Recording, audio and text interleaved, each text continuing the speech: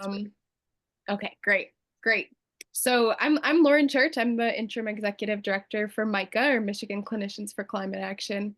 For anyone new joining us today, we're a network of healthcare professionals from across the state of Michigan, um, working to mitigate the health harms of climate change through education and through advocacy and through grassroots support as well.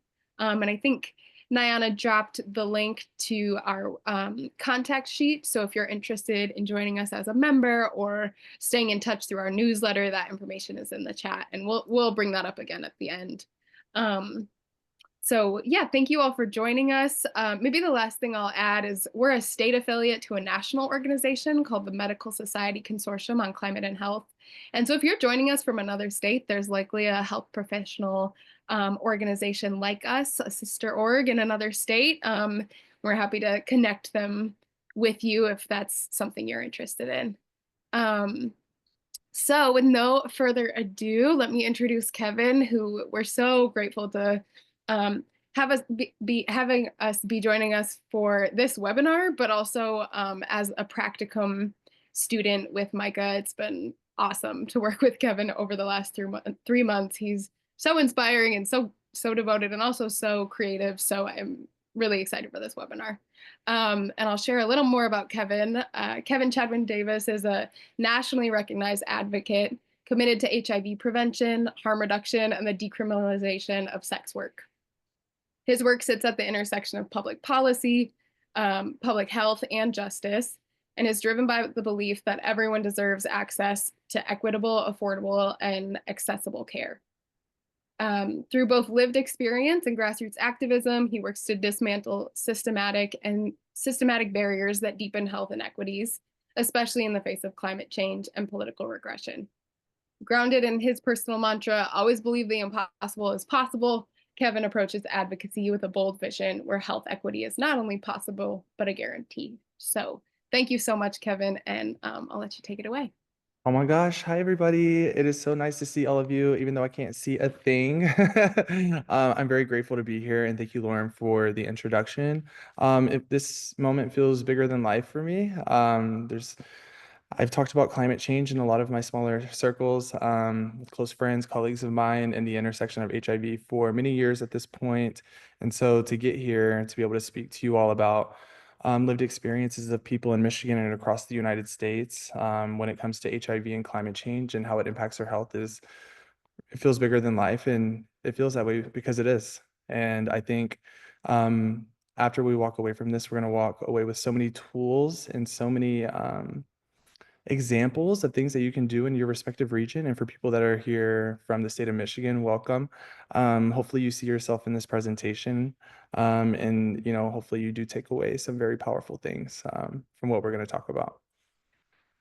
So we're going to go into a little grounding exercise, a little moment of silence. So as we begin today's journey together, I invite you to take a moment to breathe with me.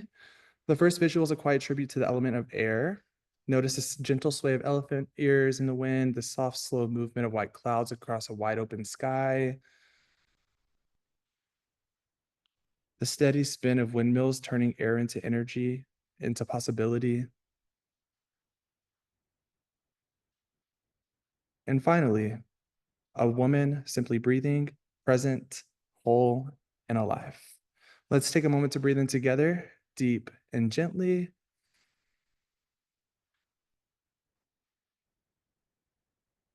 The space we're entering is one of reflection, healing, and connection.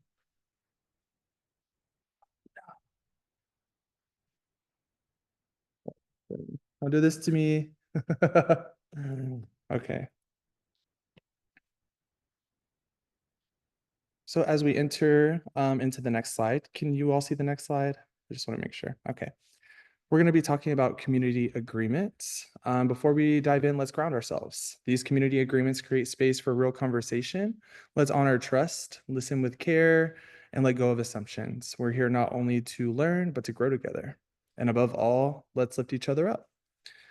Because we create safer spaces by honoring each other's humanity. As we go through these slides, you'll see little affirmations at the bottom. Please feel free to take those with you. They're placed there to remind you that you belong here. and that everyone's voice matters in this space, even if you sometimes feel like you have imposter syndrome. I know I felt like that for a very long time. And I think as we continue to mold and build a future where climate works hand in hand with HIV, I think that these agreements will resonate with you. We need to learn how to talk to each other and affirmatively. I did want to highlight some key terms and acronyms. As we know in healthcare, we are acronym heavy. That is something that always scared me in the beginning of my journey in HIV 7 long years ago. I didn't know what any of this stuff meant. And so I want to respect the language so that no one gets left behind. So you'll see terms like HIV, which is human immunodeficiency virus, AIDS, acquired immunodeficiency syndrome, PrEP, ART, PLWH, people living with HIV, National Institute of Health, and syndemic. Before doing my research on this, I had no idea what syndemic meant, which means interconnected health conditions that worsen under social and structural equality.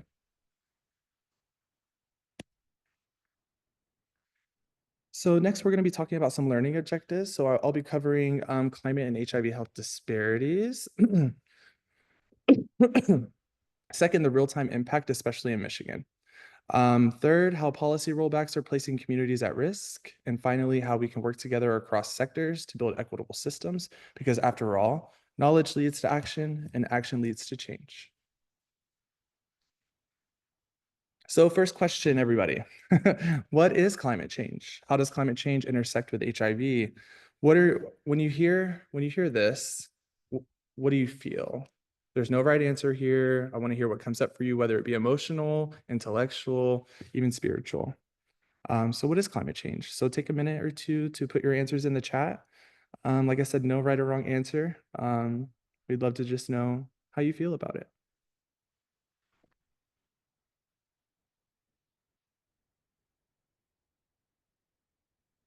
And for example, if you're having a hard time, maybe it's rising temperatures, maybe it's the feeling in your chest during wildfire season, and maybe it's just about justice. No judgment, no pressure.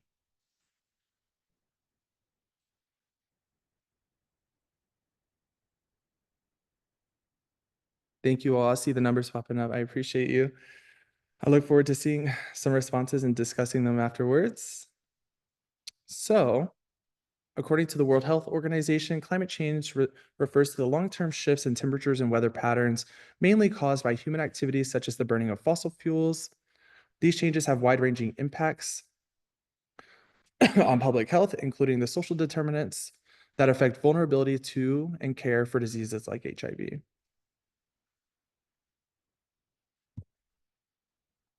And this opens us up into climate and HIV health disparities. When storms hit, it's our systems that get tested. Power outages shut down cold storage for HIV meds. I'm not sure who all is here that works in the healthcare side of HIV, but as new emerging injectables are introduced to people living with HIV, climate is going to become important. In the world of pharma and HIV pharma, we are being pushed to move to an injectable version of HIV treatment and prevention. So what does that look like in climate crises? And what can we do to alleviate any gaps in medication? You know, according to the UNAs, there are 4 major pathways when it comes to climate and HIV health disparities. So the erosion of public health infrastructure, which I feel like we are witnessing right now. Increased prevalence of infectious diseases, we are also witnessing right now. Water insecurity and human migration. So when humans move place to place in times of climate crises. These impacts are intensified by social determinants of health like poverty, gender inequality, stigma, and criminalization of key communities such as sex workers, people who use drugs, LGBTQIA+ individuals, and people living in humanitarian crises. I see myself written all in that paragraph. I am a former sex worker. I'm part of the LGBTQI+ community, and part of my advocacy over the years has seen so many things from a broken system. And as climate crises get more frequent, we will only see the continuation of those crises happen at a healthcare level. And that leads me into talking about public health systems under pressure. I know I am not the only person in the room that feels like we are being stomped on, and the past several decades of HIV movement work have just gone out the window. Our public health systems are more under pressure now. So climate change disrupts healthcare delivery, damaging clinics, displacing providers and straining already underfunded systems. For people living with and at risk for HIV, this means missed appointments, interrupted ART, which is antiretroviral treatments, and then also delayed testing and rising vulnerability. And as we talk about this, obviously, low income and rural areas will experience the longest delays in service recovery. I come from rural part of Texas where HIV prevention and treatment education does not exist. So for people that are living in rural parts, no matter where you are in the United States, the access to education and also advocacy efforts cease to exist, or they are not being told or educated about. So of course, when it comes to service recovery, these areas will be more impacted by climate crises intersectionally with HIV. Power outages and floods and storms damage clinics and storage for HIV meds. As I mentioned, injectable PrEP and HIV treatment will be impacted by climate crises when it comes to floods. And also, when we talk about clinics, we also want to mention mobile clinics, people that are out in the streets with our people, providing harm reduction services, syringe exchange programs, people that are meeting others where they are, because that is human first approach to healthcare. All of these efforts will be harmed because of our systems that are under pressure. Resilient healthcare is not a privilege. It's not. People try to tell you that it is. It's not. It's a lifeline. It's a lifeline to our most marginalized people. It's a lifeline to people that I care about and people that I love. And this is why this is very personal to me.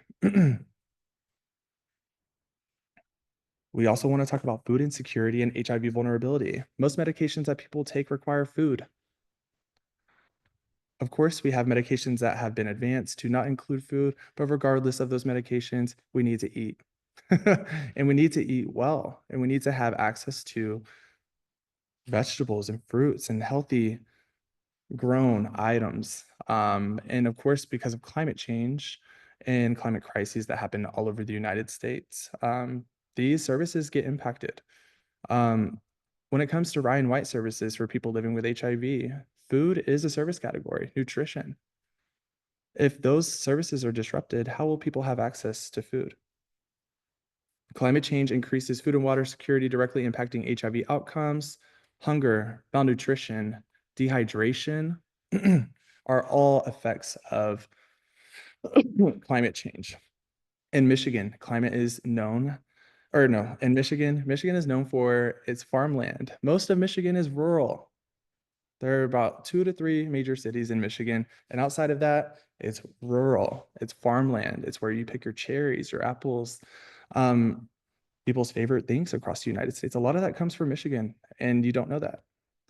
I think whenever it comes to also engaging in survival sex work, which I have done, I am not HIV positive, but I am on PrEP.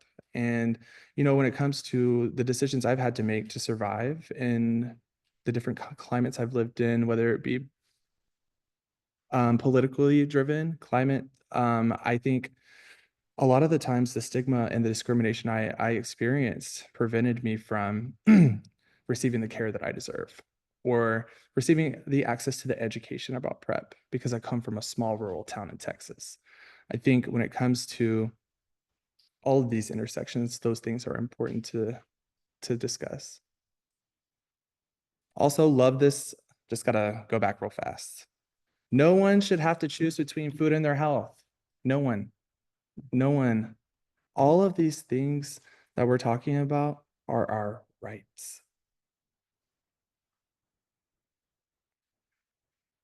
The next slide is going to be talking about syndemics and the climate. So a disease nexus. This is where I learned the most, I think, because my world has always been HIV focused. That I didn't even think about like vector-borne illnesses. As we see temperatures rise all across the world and in areas where the the surface level of water is rising, and also where ice is melting, we are seeing vector-borne illnesses spread. And although it may not seem like a big deal right now because it's in small numbers, those numbers will increase. Other vector-borne illnesses will be found, you know? And I think if I'm a huge science nerd, I spend hours of falling down YouTube rabbit holes and TikTok, and my gosh, there is so much at risk here. And it's not just HIV. And for all the healthcare providers in the room, you see malaria, dengue, and Zika. Those viruses and illnesses I've seen pop up on the news here lately. And I don't remember seeing those as a kid. I don't remember seeing any of those names growing up. And so it's interesting to see not new illnesses pop up, but ones that I've never heard of. Um, and so these things are impacting younger generations of people, including myself, um, including tuberculosis and respiratory infections. As we know, when people are experiencing homelessness, oftentimes the only option they have is to go to a shelter. And when you have a poorly ventilated shelter during a climate disaster, tuberculosis and respiratory infections will worsen in overcrowded areas. Um, when you look at your communities, it's good to map out where these resources are, because we are going to have to talk about these things now and in the future. Obviously, we have to worry about weakened immune systems, not just when it comes to HIV, but from any illness. And whenever there are climate sensitive illnesses around, it becomes even more dangerous for people living with HIV to get co-infected with other illnesses. The recovery for that for someone living with HIV will be a lot longer, harder, and more dangerous. And the last part of this section is going to be talking about displacement, migration, and disrupted HIV care. This section is something that has always intrigued me for many years, because I've always in my head thought about what happens when there is a climate crisis. How do people get access to their HIV and PrEP? Whenever that happens. I oftentimes pictured, I don't know if anybody else has this this brain mechanism, but I'll just picture like the worst scenario happening and picturing like how I would go pick up my PrEP the next week. Where would I get it? If I have to relocate. The biggest thing in my mind was when Hurricane Katrina happened. I was living in Shreveport, Louisiana, and I literally overnight witnessed my entire classroom change, because it went from everybody that I knew and lived next to new people migrating north from New Orleans. And so when I think about climate crises, I think about that experience as a child, and what that was like, seeing people from all over the state migrate to a new area and be so scared and afraid and not have homes to go to. And as I got older, I realized, well, there's a lot more intersections to this when it comes to healthcare. How do people access any other healthcare whenever they have to migrate to a new place that's already suffering from public health pressures? You know, we have to start thinking about those things. Women, girls, and LGBTQI plus migrants face increased exposure to sexual violence and exploitation during displacement. Displacement leads to ART interruptions, PrEP drop-offs, and loss of access to viral load monitoring. I think in this, we will talk about ways that we can act whenever these things happen, but we also need to talk about ways to prepare. How can we work with other organizations across state lines to make sure that whenever climate crises do happen, we are prepared to handle it? Let me go back for a second. So, how's everybody feeling? Everybody okay? I know it's a lot of information. It is content heavy. And so I just want to do a little mental check-in on y'all. I hope y'all are hanging in there. It is going to be a little less content heavy from here on out, but these are like so important to talk about. There's so many things that can occur within these intersections of climate and HIV. And so just know that after this, you will receive access to this presentation. I wanted to include as much content in the beginning as possible so that when you walk away from here, you have enough tools to be able to adapt the presentation and also look for the same resources in your local community. So don't be intimidated by it. It is a lot. And trust me, when I used to watch presentations like this myself, I would tone out. And here I am, trying to get you all to listen. So, just you belong here, and it may seem intimidating, but any new conversation that occurs in this landscape is gonna seem that way, and I'm prepared to, walk through it with you. So the next is going to be, sorry, I want to start right as it begins. So as we transition into this next space, I invite you to focus on the energy of fire, the element of transformation, light, and connection. Taking the warmth of the next visual, a single candle being lit, quiet, intentional, full of meaning, friends laughing around a fire, roasting marshmallows, sharing stories, a skillet sizzling with vibrant, nourishing vegetables, fuel for our bodies, and above all, the sun, our ancient source of light and life, steady and radiant, reminding us that even in uncertainty, we are held by something greater. So take a moment here to breathe in the warmth. Let it remind you of your own inner fire, your resilience, your ability to spark change.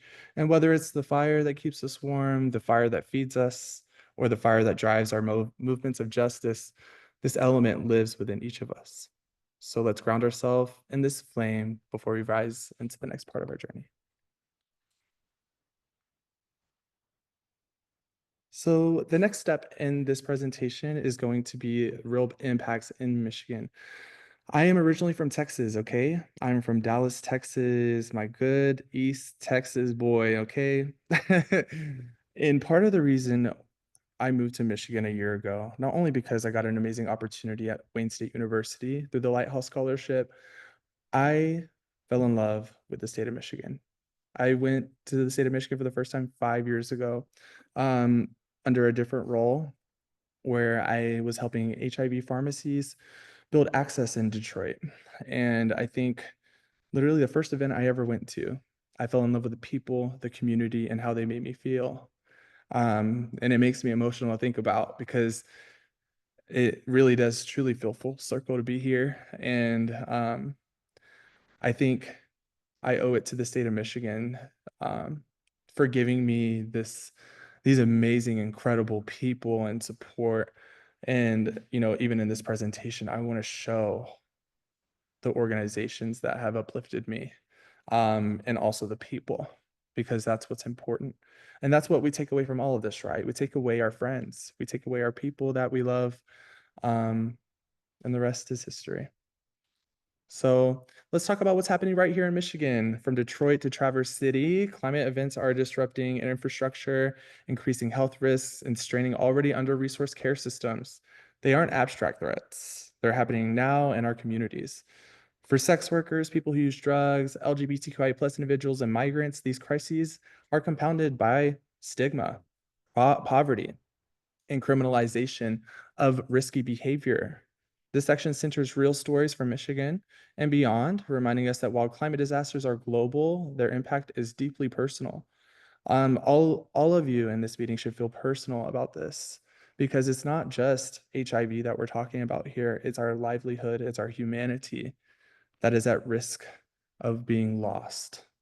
And I think that once we are able to intersect the movement with each other and our own humanity, we will be able to see that we are much more alike than different. I want to touch on a few different tools that I think would be beneficial if you're not from Detroit or the state of Michigan. Your local jurisdiction, sorry, y'all, should have climate analyses.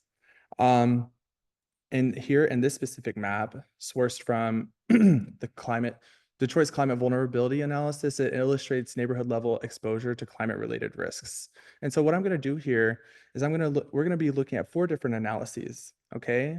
And when you lay them on top of each other, we will see that not only are the communities that are impacted by these different climate impacts in HIV, it's quite almost identical. And I think that that's really important to highlight as we move through this. I will also be discussing a Detroit heat analysis right here, and be talking about organizations that will be directly impacted by exposure to heat and also the increased temperatures as we progress in this era of climate change.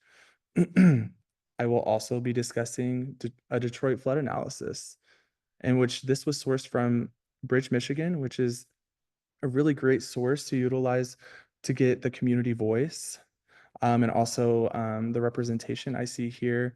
I took a quote from the article that will be inputted into the chat, but this is an equal opportunity disruptor, destroyer of health, property, and morale. William Schuster, chair of Wayne State University Civil and Environmental Engineering, said that in 2025. I think that this is going to be super important to discuss because what is Michigan surrounded by? Water. A lot of people, when I first moved to Michigan, I didn't realize how much water there was. Water Wonderland. I had never heard of that before. And I think as I got to travel throughout Michigan, I saw the beauty of it all. I went to Mackinac Island. I went to the coasts, and just doing a road trip, you get to see the unique beauty that Michigan has and how all of that is at risk because of climate change. My favorite thing, I have used this resource for so many years, and I was whenever I was able to put this in the presentation, I was like, yes. If you are here and you work in HIV, you know exactly what this is. You were able to break down HIV prevalence by county. And obviously, as you can see here, the darkest of these neighborhoods represent the highest rates of HIV prevalence, which is 1,495 per 100,000 people. The darkest areas are going to be, of course, Detroit, where a lot of people move to, and the largest city in the state of Michigan. So we're going to be looking at all these different things as we move forward. I did want to highlight some organizational impact. So these are some local organizations in the state of Michigan and Detroit and also Traverse City. I wanted to share how climate change will impact services at Vivint Health, CHAG, which is Community Health Awareness Group, and then Harm Reduction Michigan.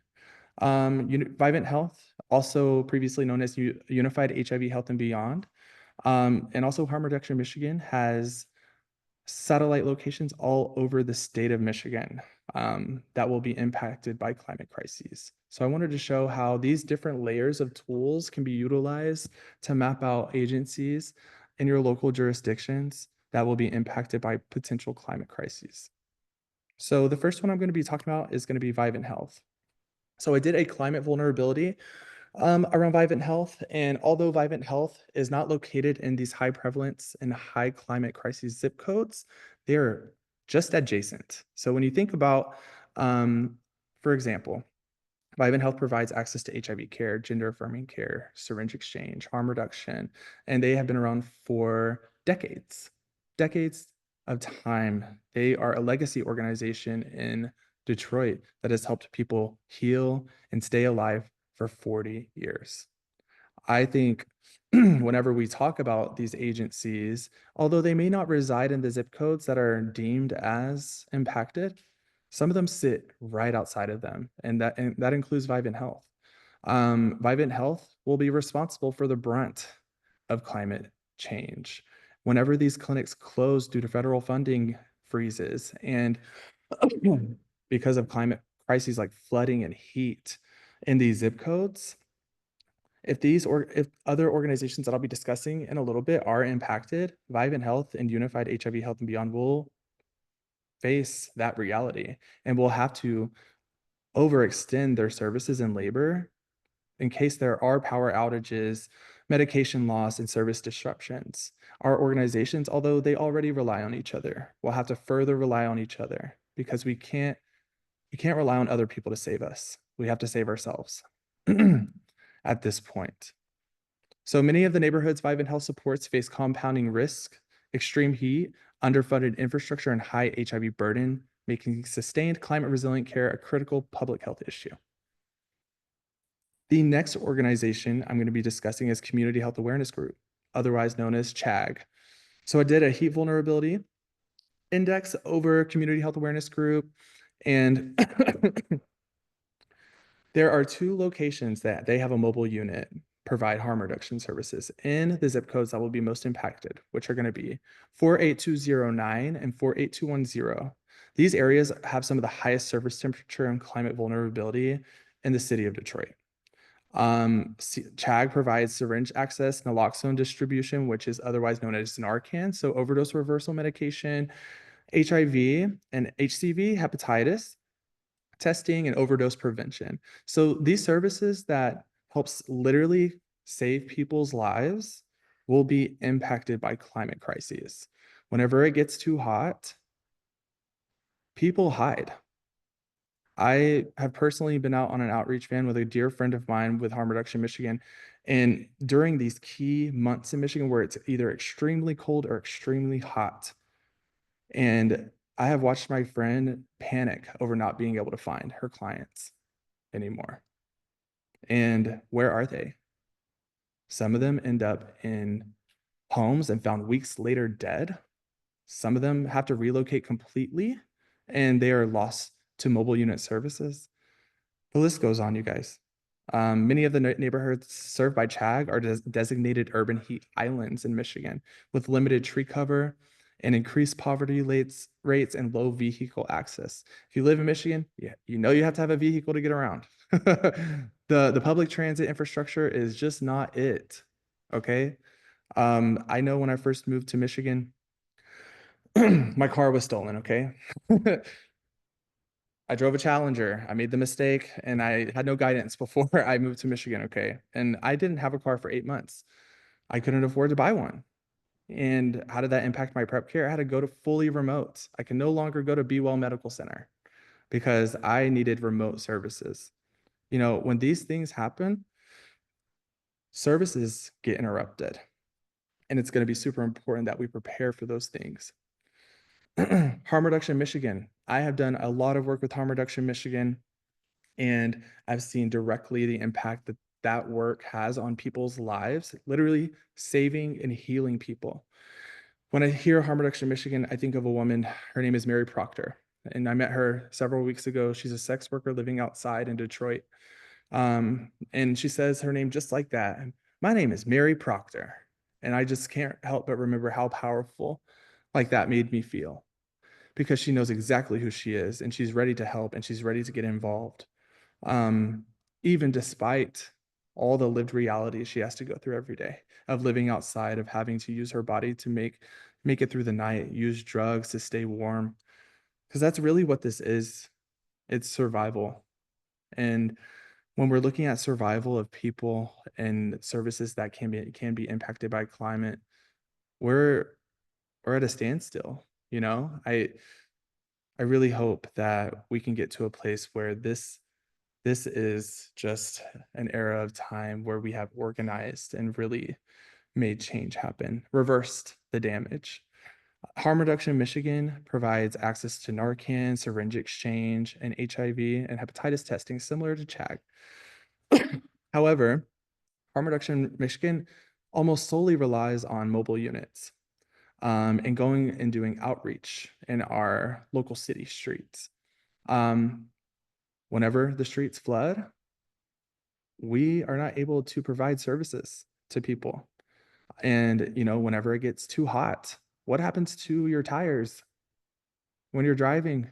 What happens to the air conditioning? What happens to everything that you need to be able to provide somebody with affirmative care? I think when it comes to any form of climate crises, being able to intersect them all these different ways will be able to help you even strengthen your outreach efforts. Whether you have a mobile unit, whether you have an HIV clinic, whether you're just a healthcare hospital that provides all kinds of care, these things matter. And you need to be looking at your organization with many different lenses, not just when it comes to climate, but also when it comes to HIV. I did want to do a speaker spotlight, which is going to be Bree Rowe from Harm Reduction Michigan. I'm not able to see if they were able to jump on or not, but I did want to give them a special spotlight because of all the hard work that my dear friend Bree does. Bree Rowe is a dedicated public health advocate, educator, and harm reductionist with Harm Reduction Michigan, and they are committed to advancing health equity for historically marginalized communities. Bree is from the city of Detroit, born, bred, raised. And when I first came to Michigan 5 years ago, Bree Rowe was one of the first people I ever met. And who knew we would be here 5 years later, traveling the country, doing conferences and speaking about national issues when it comes to HIV, stigma, decriminalizing sex work. Bree is a badass. And I can't be more grateful for their mentorship, their livelihood, their humanity, and how they treat people. I've been able to see Bree change people's lives in real time. And I think Bree is an incredible human to spotlight when it comes to their efforts, not only in harm reduction, but their dedication to sustaining their work through climate justice. When I first told Bree about what I was doing at Micah, they were very, very excited. Not only because this is what I've dreamed of, but because we now have a different intersection to create conversation around. And we have it needs to begin now. So if Bree is here, I'd love to pass it over to you. If not, just a little side note, Bree has triplets, an additional daughter, 4 kids. I'm here.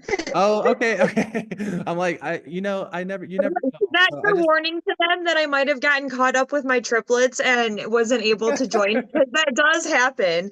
So, like, I think Kevin was about to give you guys a disclaimer. Like, if the bee did not show up, it's because they're outnumbered. I am outnumbered by little kids here. And it's just, and Kevin knows it's four small versions of me. They're all girls and they're all very passionate. Um, I think most people call that sensitive and talkative and loud, and I call it passionate. So they're all very passionate, and they're little mini harm reductionists. But yeah, they yeah, are. And yeah, also, let's not forget their complete obsession for Taylor Swift. I mean, yes, they're Swifties. They are Swifties. Um, but yeah, and Kevin, I'm really grateful to be here. Kevin asked me just to hop on today, and yes, the next I swear, the triplets, especially, they're 11. They spend every weekend with me making like safe use kits. So they're very familiar with the equipment, what it's used for. My middle schooler, who's about to go to high school next year, is Narcan trained and carries Narcan with her at all times. So yes, my kids are they know the deal. And in health class, whenever like they talk about HIV, my kids are very quick to be like, my mom does this for work and you guys are trying to tell us to just say no and that's not going to happen. Like they're very quick to call out the unjust system, right? And so one thing I see a lot, so Kevin asked me to join and just kind of talk about what I've seen happen on outreach and like the vulnerable community members that I've seen impacted by a few different climate crises that Detroit has faced. So obviously most of you are local to Detroit or Michigan. For those of you that aren't, Detroit has been hit by like a couple major floods, heat index crises, ice crises, which is wild because we get so polarized. And then also, one of the most recent ones that I've worked on, like a public health project on, is the building of the new Gordie Howe Bridge, the international bridge, and the health impacts that's had on our Southwest community, which is comprised of an undocumented, mostly Hispanic and poverty underserved community. And how they literally just kind of like paved over this community, and how it's increased different respiratory issues and the unhoused community over there and how hard they've been hit with the impacts of the construction, no longer being able to work at the different corners, not and then also not even being able to breathe. Although masks have been more normalized because of COVID-19, um, they have to like actually fully wear like face masks because there's so much cement and dust in the air from the construction of the bridge that you literally can't breathe over there. So if you're from around the area, you'll know that there's like a difference in, like, I live in Detroit, but I live on the east side of the city, and Southwest Detroit is the area impacted by the bridge construction and the environmental harm and in climate crisis that causes. Um, when you drive from my house to Southwest Detroit, you feel in the air the shift, and like you feel it in your mouth. You can taste it. It's awful. So I just wanted to talk a little bit about that and how it's impacting our communities.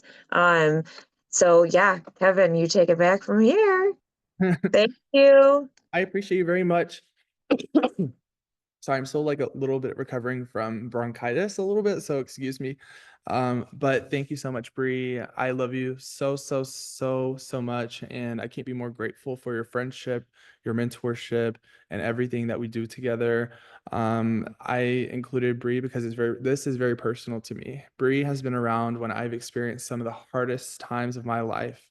Not only living in Detroit as a new resident, but before then, as a sex worker navigating discrimination and stigma, and also creating a new space for myself in the HIV movement. In the HIV movement itself, I didn't see myself at all.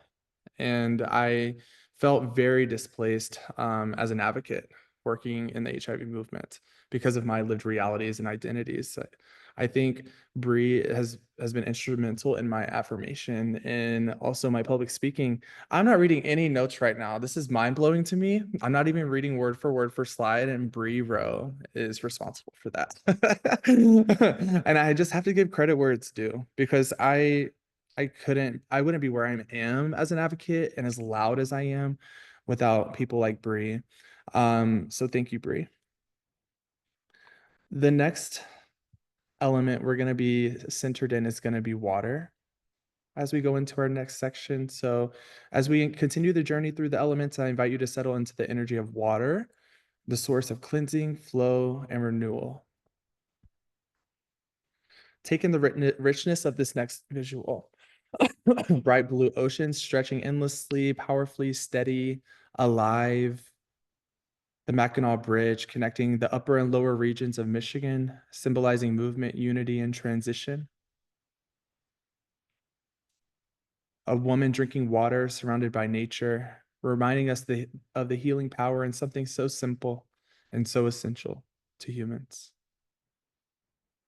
And a lush green waterfall cascading with life, overflowing with beauty, abundance, and rhythm of life.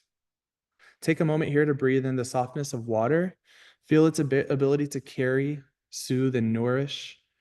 And water reminds us that we don't always have to push. We're allowed to flow too. And we can move gently and still create impact.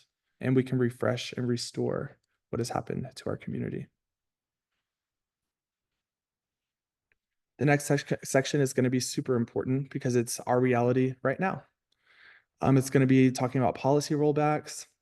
In recent years, we've seen proposed funding cuts that would severely harm HIV prevention efforts across the United States, especially in climate vulnerable communities. In fiscal year 2024, proposed federal cuts reached over $767 million, targeting CDC, Ryan White, and PrEP programs. Thankfully, these were rejected in 2024, but the threat remains, obviously. Climate change doesn't happen in a vacuum, and neither does policy regression. When it comes to federal rollbacks in HIV prevention, as you can see here, I've kind of broken down these efforts to harm our progress when it comes to ending the HIV epidemic by 2030. I'm not sure if any of you are aware of that program, but it's called EHE for short. But what's crazy is that Donald Trump actually implemented that program in his first presidency. And as we are living in reality today, he is actively working to end it because HIV is no longer a threat to our public health systems, which is a lie. And it is false. And that is grounded in fact by researchers and people that have been doing this for a millennia. Michigan HIV programs at risk. I cannot talk to you more about this. Michigan relies heavily on federal HIV funding. In 2023, the state received over $18.5 million through the Ryan White Part B and ADAP to support treatment, case management, and access for the uninsured.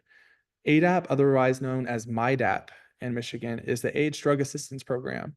This funding covers where pharma companies and insurance companies refuse to. Okay, Ryan White is the payer of last resort. People have to go through so many different hoops to get things covered.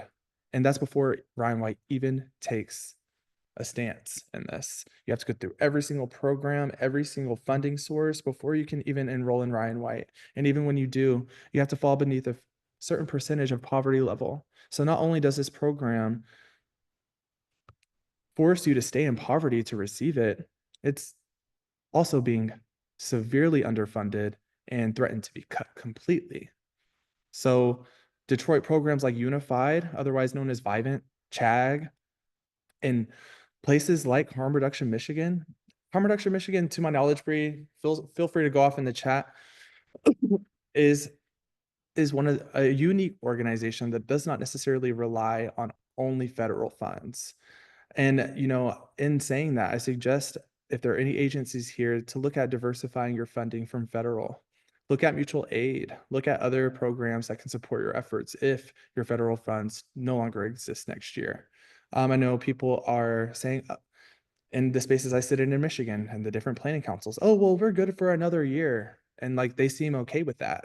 I am not fucking okay with that. A year? You know how long it took for us to get that program to begin with, the amount of advocacy it took for this to become law? A year of sustainability during this administration is not feasible. And we should be worried and we should be scared and we should be discussing this. National climate change and funding rollbacks. All right, in 2021, we saw historic investment in climate resilience through the Inflation Reduction Act. But by early 2025, the momentum reversed. I want to speak to this personally because I just got back from the Our Planet, Our Health conference with Micah. Thank you, Micah, for sending me. I was able to talk to many different staffers in support of the IRA because it has created so much benefit to the state of Michigan. And I had a really powerful experience there. And, it was really cool because this was the first time that I was able to speak to someone on the other side of this. I've been to DC to discuss HIV policy and PrEP policy, but it's always been with Democrats, I feel like, and not trying to drag politics into this. I'm trying my very best to be nonpartisan. But this is reality. Okay. And we have to stay grounded in facts and not conspiracy theories. This stuff is actually happening. Okay. According to the Scientific American in 2025, this could delay disaster recovery for years. So no, I am not okay with the fact that we should feel okay with another year of funding being granted. That's not enough. It's not enough. This is going to take decades to reverse the damage. And if we don't have the funding to do so, it would take even longer. I also wanted to touch on Michigan's climate and public health projects on hold. So Michigan's been directly affected by these funding freezes. Over $21 billion in clean energy projects have been frozen, including $400 million in rebates when it comes to sustainable energy homes. I'm probably saying that all kinds of wrong. But 500 million in battery manufacturing. These aren't just climate projects. They're job opportunities for the people of Michigan. The IRA did a really good job at creating jobs for people in the state of Michigan. And Michigan saw a record number of investments in the state of Michigan when it came to sustainable energy. Without them, the pollution gets worse in the state of Michigan and across the United States. I think what I've learned in my internship is that what's happening in other states, I used to think, I think we have this misconception that, whatever happens in Texas isn't going to go to Louisiana, or whatever happens in Ohio isn't going to reach Michigan or Wisconsin or any of those things. That is a lie. That is my brain did not understand that as a younger person. And as I did more research, and also with my internship with Micah, I learned a lot. I learned how these new AI plants that are being built across the country will directly impact other states because of the fossil fuel emissions. In an effort to create sustainable energy, there is a cost. There is an environmental cost. And although we are aware of that, we're not doing anything to make that sustainable. And there are current things being passed to further increase fossil fuels in our infrastructure. And as you can see here, our progress and climate resiliency is frozen. There's a quote here from Michigan Public Radio. The Trump administration has rescinded or frozen previously approved funds amounting to nearly $21 billion for Michigan clean energy projects. This is in 2025. People are speaking up now about what's transpired over the past 90, or how long has it been? It feels like a long time since since the beginning of the year. But I think, you know, we need to start talking about it, and we need to start voicing these things when it comes to HIV and climate change. People need to see the intersection and understand it. And if they don't, at least, you know, feel confident enough to want to learn, and meet people where they are.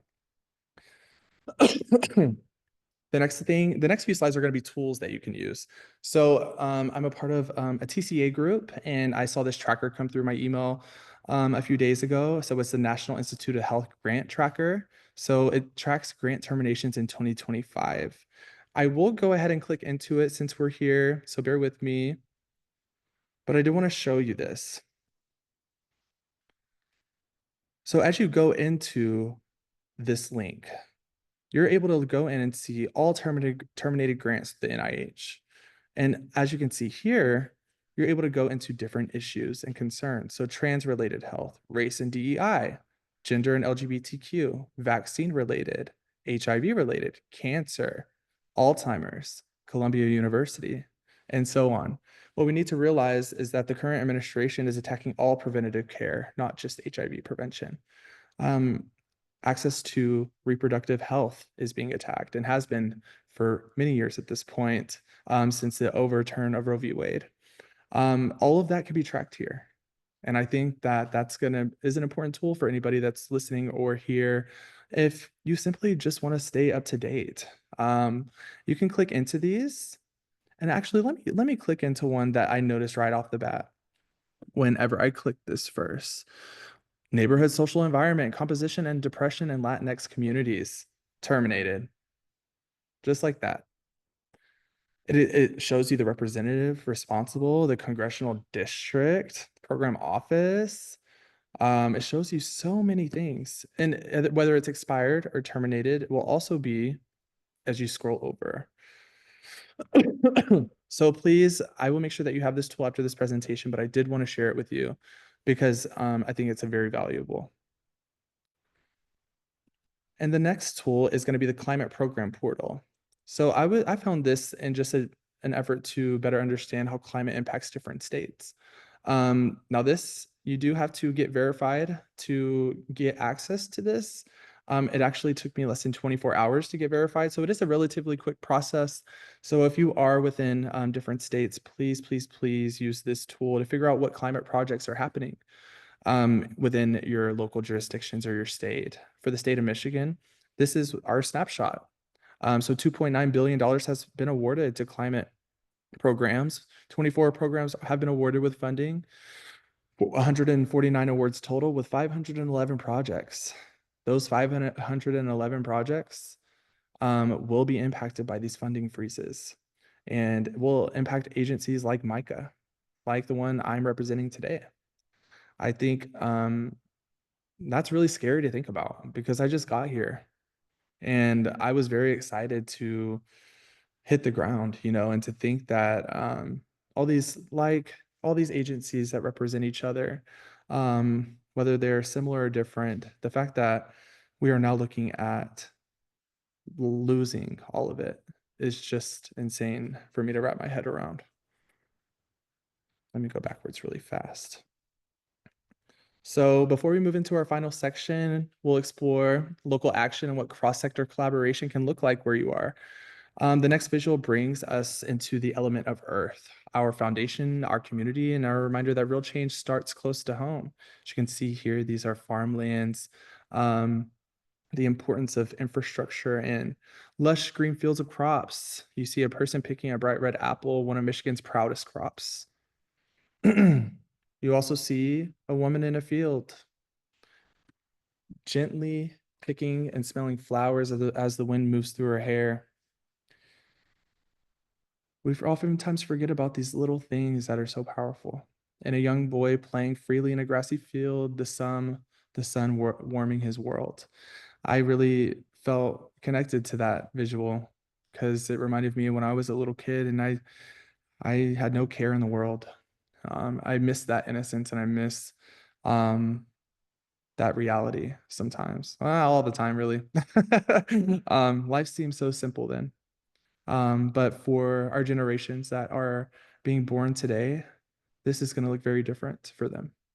Their lives are no longer going to be surrounded by the beauty, but more revolution than we've ever experienced. I attended a rally in Dallas a few days ago where I spoke, and I turned the corner of the street and I see two moms and I see two baby girls on the street holding signs about defending their family.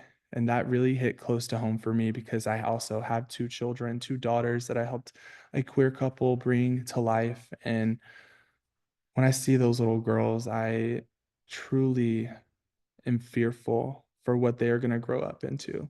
They're 4 years old and 9 months. And to think that if we don't act now, that those little girls, those poor innocent little girls that had no idea what they were being born into, will now have to become advocates themselves to just receive the simplest things, their born rights. So local action, you guys, we're headed towards the end of our presentation. And so where do we go from here? That's the question I ask myself all the time. Where do we go? What do we do next?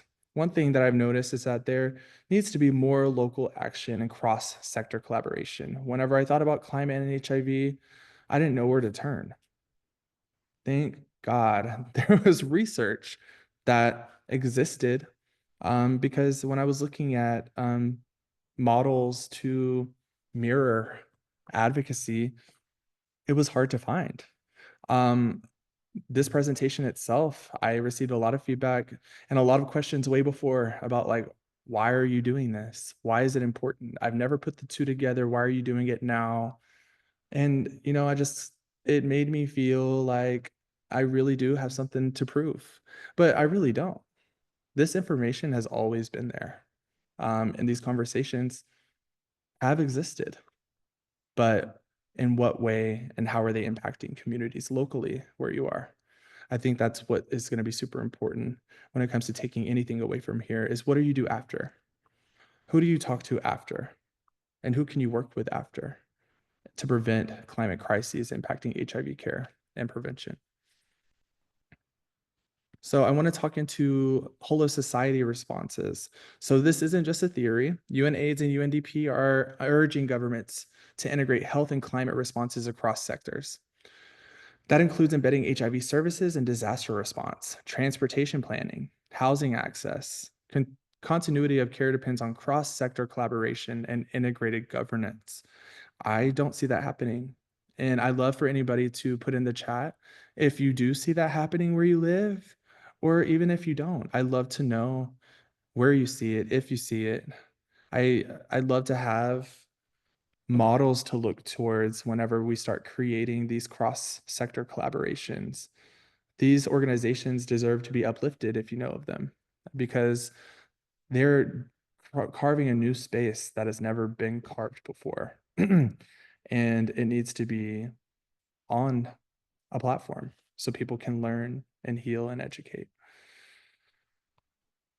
I also want to touch on community leadership and local ownership. Community-based organizations must be at the center of these solutions. That includes sex workers, trans people, people who use drugs, and migrants. People that will be most impacted by climate crises deserve to be at the table. So stop making people create new ones. I can tell you from personal experience, I am tired of having to create new spaces because my identity is not represented and not understood. We don't need to do that when we have tables that already exist that just need to welcome us in. Because believe it or not, our expertise, although to some people may not be an equivalent of a college degree, we know a lot more than you think, and we're a lot more smarter than you think. Whenever you have people that will fight for survival,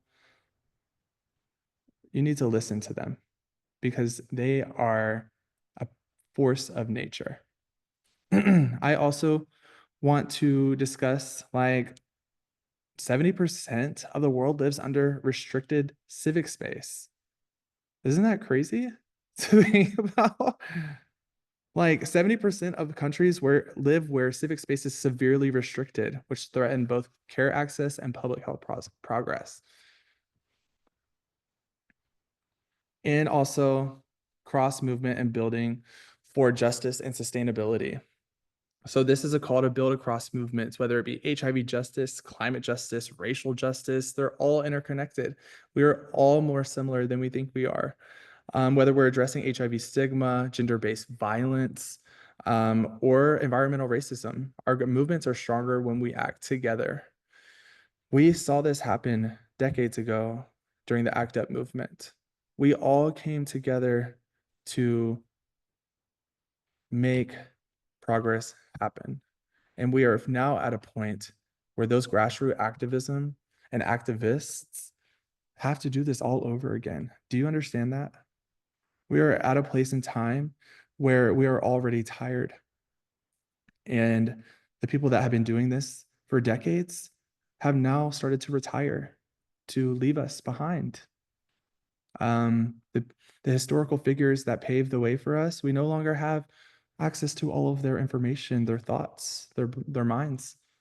And so it really does feel like a race against time because we've lost a lot of our historical pieces.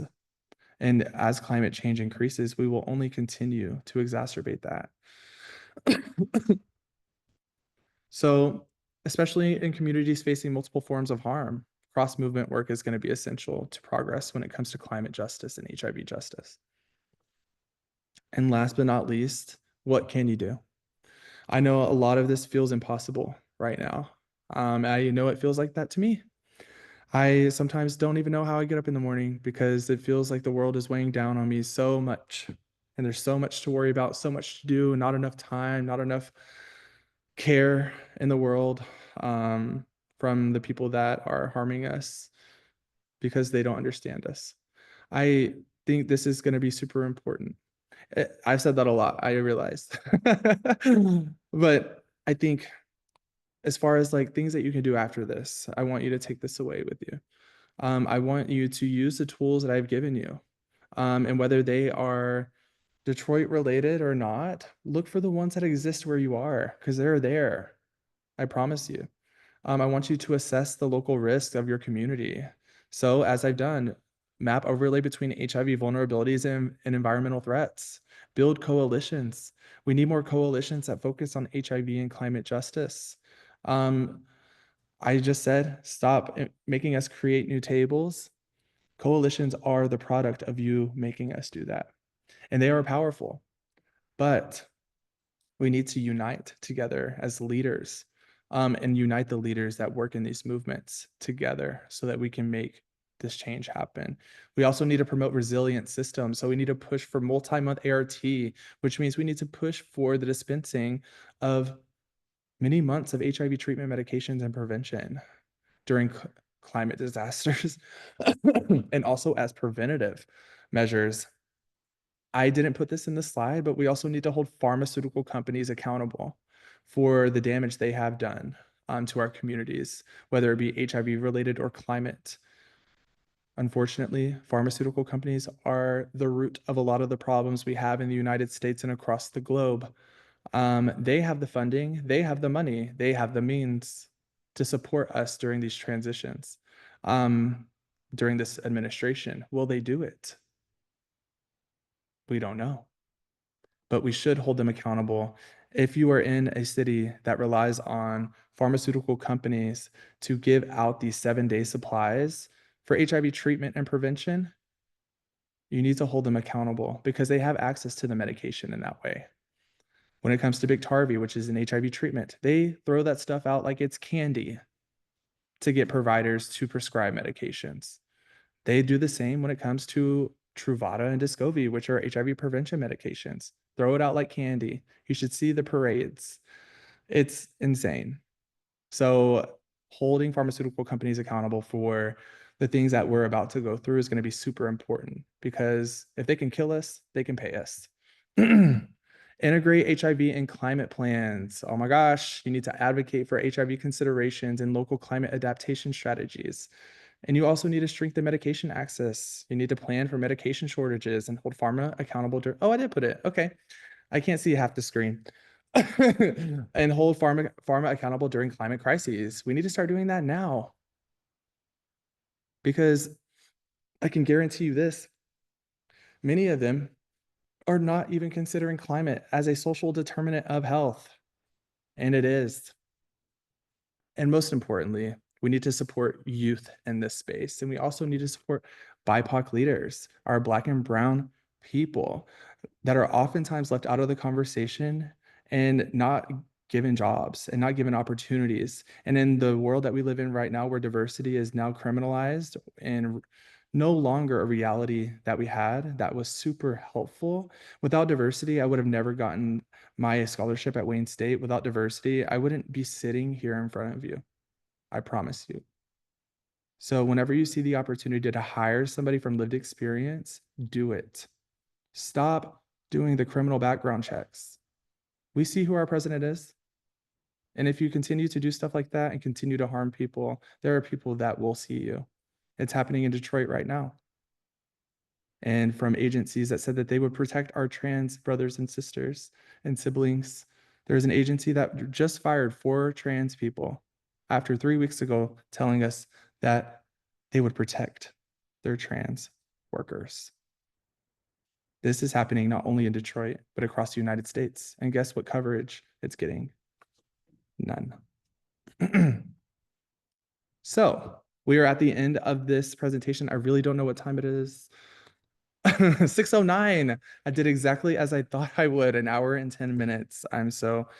Thank you guys so much. I really do appreciate it. And I know it was a really content heavy, and I did it that way for a reason. After this, you'll be able to receive the presentation, all the links to articles, peer-reviewed sources, the tools. This will all be given to you after this.